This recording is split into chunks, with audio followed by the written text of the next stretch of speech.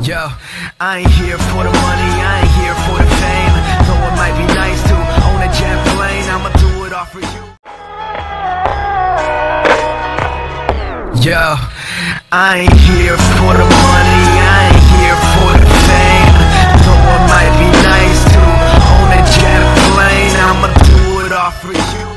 Bapak Firman, bingung mereka di situ. Bingung. Coba Bang.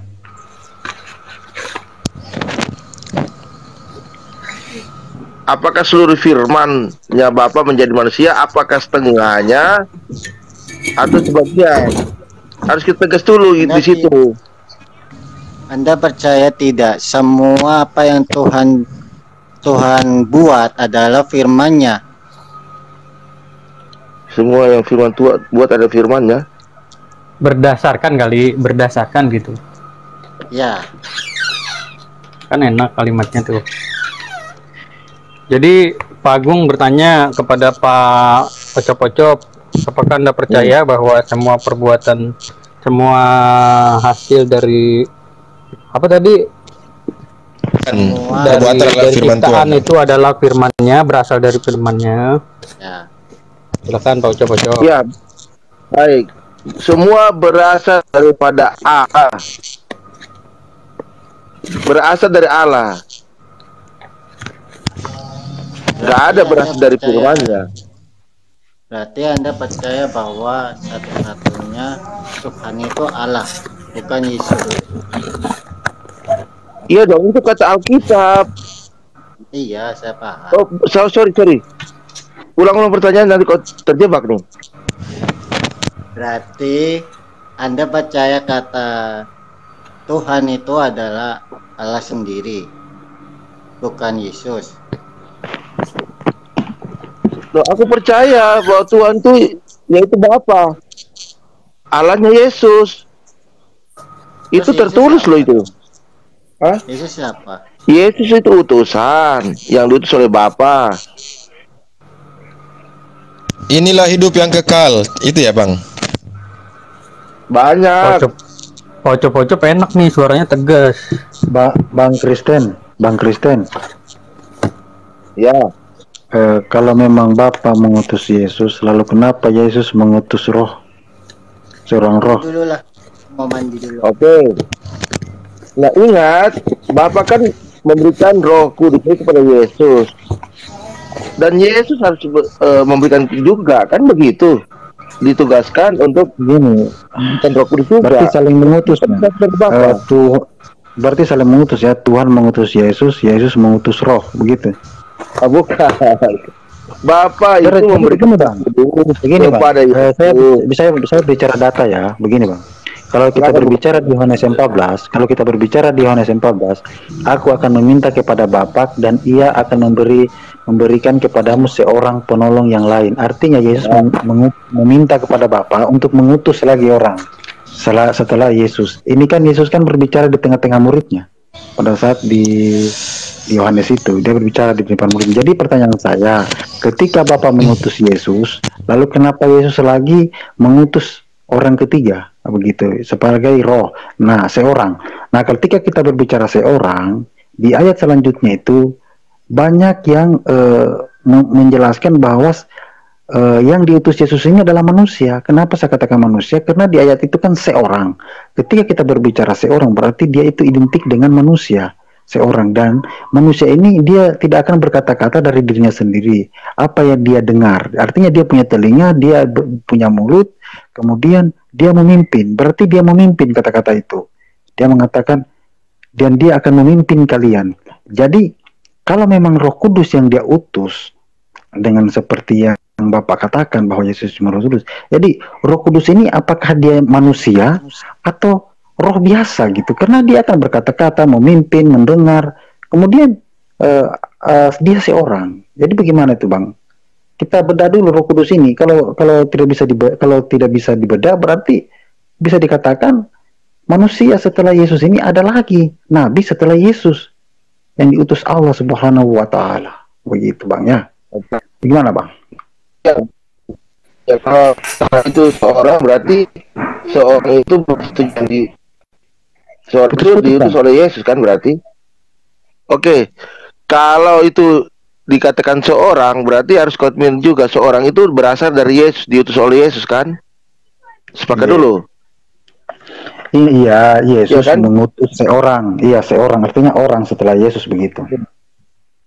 Ya, baik. Siapakah orang itu Berarti yang mengambil tongkat estafet Yesus begitu? Karena Yesus ini dia mau pergi, artinya dia mau pergi kemudian memberitahukan murid-muridnya. Artinya Yesus sebelum dia terangkat ya, katanya dia akan meminta kepada Bapa seorang. Jadi seorang ini siapa? Begitu. Kalau Roh Kudus tidak mungkin lah. Roh Kudus bukan seorang loh. Roh Kudus itu kan nggak dilihat gitu, Bang. Iya, Bang. Silakan, Bang. seorang itu diutus oleh Yesus kan, betul nggak? Iya, iya, iya. Nah, Jadi tidak dia meminta, bukan diutus, Silakan. dia meminta kepada Bapa. Begitu. Kan semua kehendaknya Bapakku di surga kan. Jadi Bapa itu mengutus Yesus. Setelah itu Bapa lagi karena dari keinginan Yesus, kemudian Bapa mengutus lagi seorang setelah Yesus berarti begitu. mengutus kan, tetapi kata itu Yesus mengutus loh.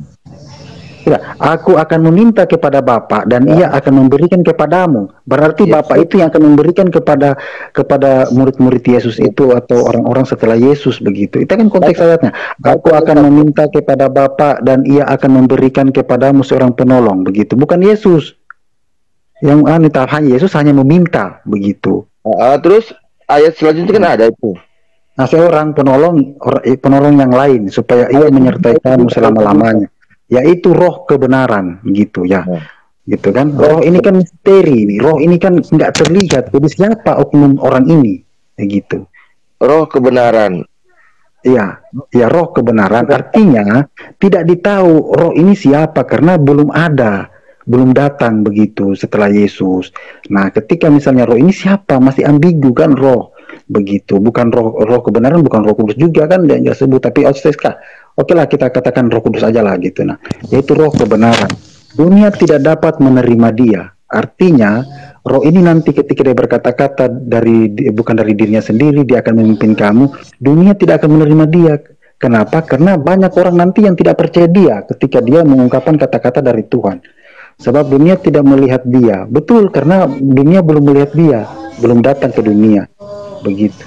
Dan sebab ia menyertai kamu dan akan diam di dalam kamu. Artinya dia akan bersama-sama kalian untuk membawa kita ke pejana, ke surga begitu. Nah, kalau kita lihat di sana kan Yesus lagi belum sempurna. Katanya dia diutus, ya kan? Tapi belum sempurna loh. Dia katakan, masih banyak hal yang harus kukatakan kepadamu di Yohanes 16. Tetapi sekarang kamu belum dapat menanggungnya. Tetapi apabila ia datang seorang penolong, yaitu roh kebenaran, ia akan memimpin kamu. Artinya dia memimpin. Dia ini adalah orang ya, seorang. Dia akan memimpin kamu ke dalam seluruh kebenaran. Sebab ia tidak akan berkata-kata dari dirinya sendiri. Artinya orang ini akan berkata-kata. Kalau roh tidak akan mungkin berkata-kata. Dia tidak akan berkata-kata dari dirinya sendiri, tetapi segala sesuatu yang didengarnya. Artinya yang diutus Yesus ini dia juga mendengar. Itulah yang akan yang dia akan katakan. Artinya dia akan berkata juga, dan ia akan memberitakan kepadamu hal-hal yang akan datang. Ia akan memuliakan aku, sebab ia akan memberitakan kepadamu. Artinya orang ini akan datang memuliakan Yesus. Bayangkan itu. Yesus mengutus seseorang yang akan memuliakannya. Ya, berarti artinya seseorang itu diutus oleh Yesus kan? Yesus meminta, maksud saya Yesus meminta kepada Bapa. Nah, turunlah seorang itu, begitu. Pengganti Yesus, tongkat estafet Yesus, gitu maksudnya, Bang. Karena kita lihat tadi, aku akan meminta. Artinya Yesus meminta kepada Bapa. Yesus kan tidak bisa berbuat apa-apa pada dirinya sendiri, melainkan Bapa di surga. Artinya Yesus meminta, oh Bapa, turunkan seseorang pengganti saya. Itu maksudnya. Gitu kan? Nah, orang itu akan memuliakan dia, begitu. Dia akan berkata-kata berarti orang. Jadi pertanyaan saya, Bang, siapakah orang ini begitu? Ya, roh kebenaran. Roh kebenaran. Nah, apakah roh ini seorang? Apakah roh ini manusia? Yesus kan sudah tidak ada roh kebenaran itu. Dia kan seorang manusia loh ini. Dia seorang, berarti dia manusia gitu. Yang kan menggantikan tongkat estafet. Tapi ingatkan ayat 7-nya. Dia juga diutus oleh Yesus loh ya. Itu aja. Silakan saja. Nggak apa-apa. Saya juga Iya. tidak permasalahan soal itu. Tapi kan kata kuncinya seorang juga diutus oleh Yesus ini kan ayat 7-nya. Oke, selamat pagi Bang Bro admin TikTok. Susah namanya. Pagi. Enggak gereja. Pagi bang. Enggak gereja. Udah semalam. Oh, tadi malam ya. Malam minggu gereja ya. Iya. Bang Bro admin apa Katolik ya? Iya.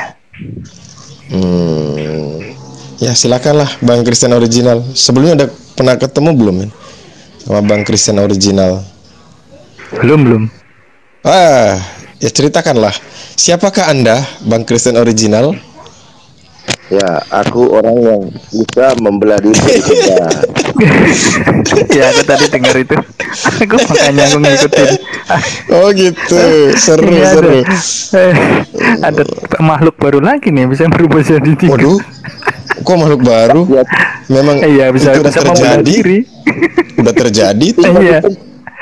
Iya. Tiba-tiba tombol coklatnya, kadang-kadang on, kadang-kadang off gitu. Nah, tinggal di Nah. ceklek. Iya. Iya. Itu sarkas sebenarnya itu. Iya, aku dengar tadi di bawah ngakak. Makanya aku ikutin. Jadi menurut Bro Admin gimana? Beliau ini kan Unitarian dan beliau dianggap bidat oleh teman-teman Kristen yang lain. Waalaikumsalam Bang Zak. Tapi beliau berdasarkan Bible juga, di mana bidatnya. Siapa yang bidat siapa? Ada teman-teman lain membidatkan ini beliau ini. Iya, Bro. Tapi bagi beliau tidak masalah. Ya, tidak masalah. Tapi kan mereka ini kan sudah konsili Vatikan II, Bang. Jadi tidak seperti dulu lagi. Oh, iya. Ya. Iya. Hanya RT ini saja yang masih menyambung. Mereka kan tidak lagi, Bang. 16 RT berapa? Ya. Kalau mereka RT Ya, enggak 1 ini sudah selesai. Konsili Vatikan Iya. II selesai. Oh, begitu ya. Bahkan meminta Iya. maaf, ya. Kalau bidat-bidat itu kan ya itu dulu memang sempat ini ya tegang ya. Tapi kalau sekarang sih kayaknya ya mungkin bahasanya aja yang berubah, nggak membidat-bidatkan lagi, tapi ya hanya berbeda saja. Tapi isinya Soalnya kan- sama. Ya gimana ya. Tapi bidat itu batasannya ini kok cuman kepada dasar doktrin yang sudah diakui. Cuman yang penting dia mengikuti hukum Tuhan yang sudah disampaikan Yesus, 2 hukum utama itu sudah sah sih. Di luar itu berkaitan dengan doktrin ya nggak masalah lah. Apa hukum Dulu yang utama memang itu? tempat ya kasihlah Tuhan Allahmu itu sama kasihlah sesamamu manusia. Yang penting itu selama dia walaupun mungkin Unitarian atau mungkin yang lain, selama dia mengikuti itu no problem. Iya, Tuhan yang mana? Tuhan Bapa apa Tuhan Yesus? Nah itu yang penting dia berpegang bahwa seorang manusia harus seperti Yesus, harus menjadi seperti Yesus sepenuhnya. Nah, itu sudah harus menjadi sama seperti Yesus. Kalau harus seperti Tuhan. Kalau dibilang seperti Tuhan karena Yesus bergelar Tuhan, jadi ya harus seperti Tuhan Yesus. Ya, Harus sempurna. Tuhan. Berarti Tuhan mengikuti Enggak. Tuhan, Tuhan menyembah Tuhan, Bro. Ya kalau di Kristen yang penting kita sebagai orang Kristen harus bisa hidup sama seperti Yesus. Karakternya harus sama seperti Oh ya, Yesus. berarti dia nabi, Bro, kalau begitu. utusan. Nabi Harus seperti Tuhan Yesus. Kalau Nabi Muhammad kan begini, Bro, di Al-Qur'an. Laqad kana fi Rasulillahi uswatun hasanah. Sungguh Sebenarnya, telah Pak. ada pada diri utusan Allah itu Muhammad, contoh yang baik. Nah, itu kita ikuti contohnya. Iya, Ya kan? makanya itu dia. Tapi maksudnya gini loh, Tapi jangan kenapa? dibandingkan Gak mungkin kita dengan bisa Nabi meniru Tuhan. Muhammad. Gak mungkin kita bisa Enggak. meniru Tuhan. Ini kita menunjukkan kalau laisa kamislihi syai'un, sedangkan di Iya. dalam Torah dikatakan lo Israel, Tuhan tidak seperti manusia. Ah, sudah. Lo Tetap itu. Israel.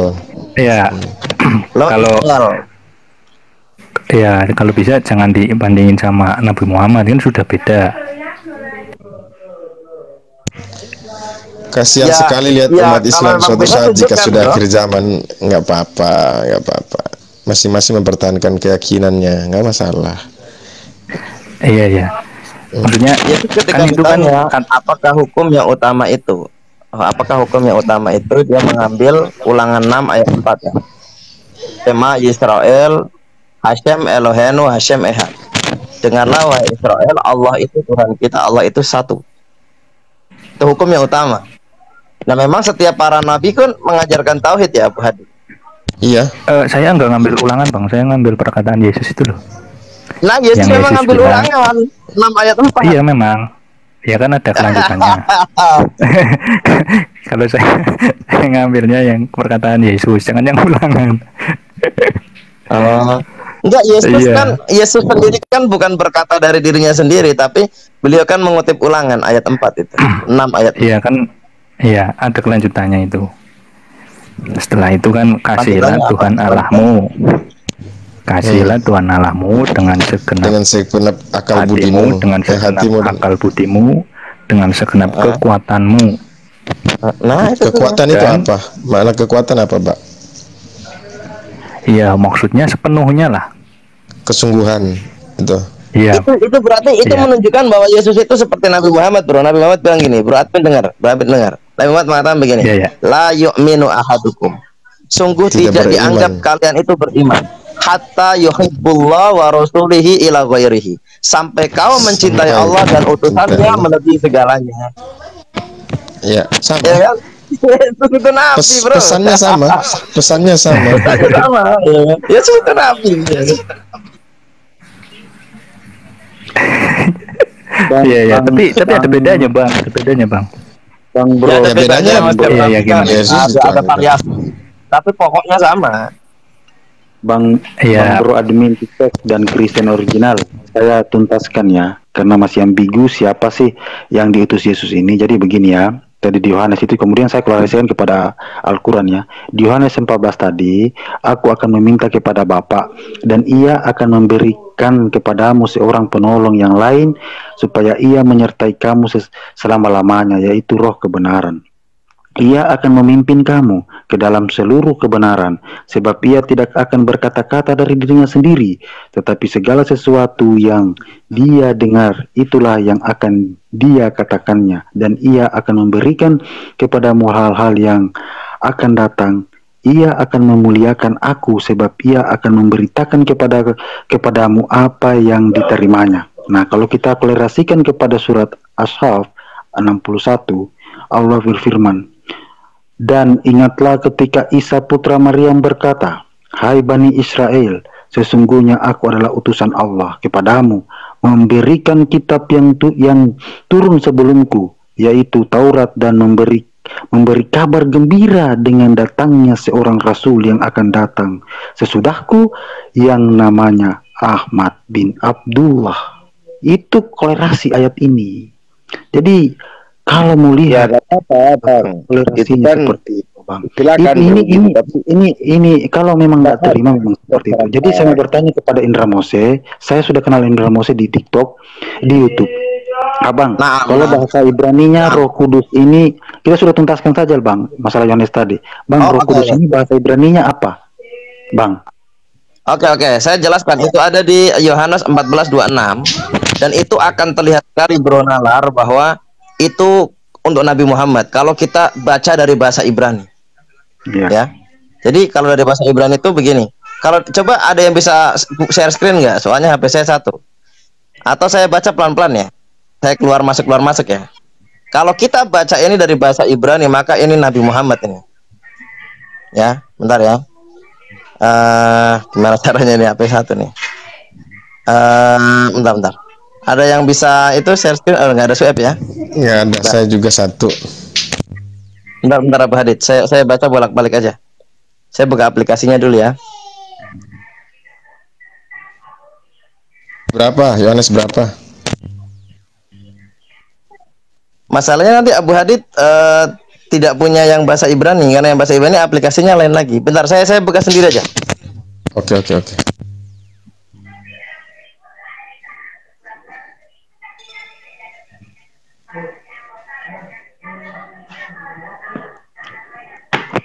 Ya harus ditahu dulu, ini roh kebenaran ini siapa ini? Roh kebenaran yang ada di Yohanes ya. Di Yohanes 14 ayat 16 sampai 17. Kemudian di Yohanes Dengarkan 16 kata-kataku ya. Saya akan membaca dari bahasa Ibrani dan Indonesia ya. Dengarkan baik-baik ya, teman-teman sekalian. Dengarkan baik-baik. original teks. Abal ha Menahem, tetapi penghibur itu. Jadi penghibur itu dikatakan Menahem. Nah, Menahem dalam tradisi orang Yahudi itu adalah gelar lain daripada nabi. Jadi nabi itu kadang disebut Menahem karena Menahem itu artinya memberikan rasa naham. Naham itu artinya kebahagiaan, penghiburan. Dari kesedihan, dari kegalauan datang nabi menjadi kebahagiaan. Oke. Jadi Menahem ini nabi ya, tetapi nabi itu ya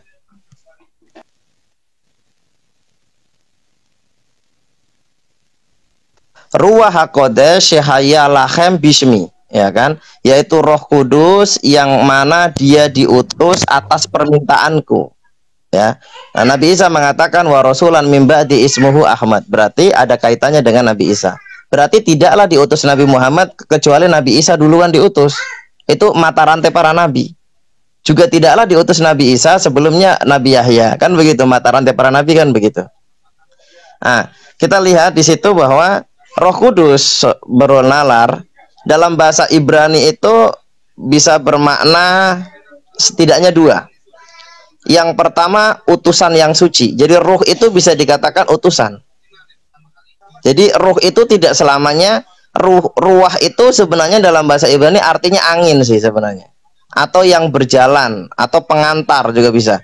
Jadi ruah bisa berarti juga utusan. Kudus berarti yang suci. Atau dalam bahasa Ibrani juga ruah qudsi atau ruah hakodes itu bisa dimaknai dengan wahyu. Kalau mau dikorelasi nanti dilihat di Mazmur 51 ayat 11. Di situ ada seorang nabi yang bersalah, kemudian dia meminta kepada Hashem, kepada Allah, agar Roh Kudus tidak dicabut darinya. Maksudnya apa? Agar wahyu tidak dicabut darinya, agar dia selalu dapat wahyu. Nah, jadi Roh Kudus ini juga bermakna wahyu atau bermakna utusan. Jadi kalau dikatakan Nabi Muhammad adalah seorang nabi dan juga dia adalah utusan, memang Nabi Muhammad itu nabi dan rasul. Nabi Muhammad itu diangkat menjadi nabi ketika wahyu pertama di Gua Hira. Iqra bismi rabbikal ladzi khalaq, khalaqal insana min 'alaq, iqra wa rabbukal akram, alladzi 'allamal insana bil qalam. Nah, itu diangkat menjadi nabi. Tetapi beliau bukan sekedar nabi, beliau ini membawa syariat baru, yaitu Ruhul Kudus, ya kan, atau Ruhul Amin, ya kan. Dia membawa syariat baru, yaitu dengan dalil ya ayyuhal muddassir, wahai orang yang berselimut, kum, bangunlah, fa'andir, berilah peringatan kepada manusia. Nah, ila dan seterusnya. Nah, jadi di situ bisa kita lihat. Kemudian di kalimat selanjutnya ada koma di situ.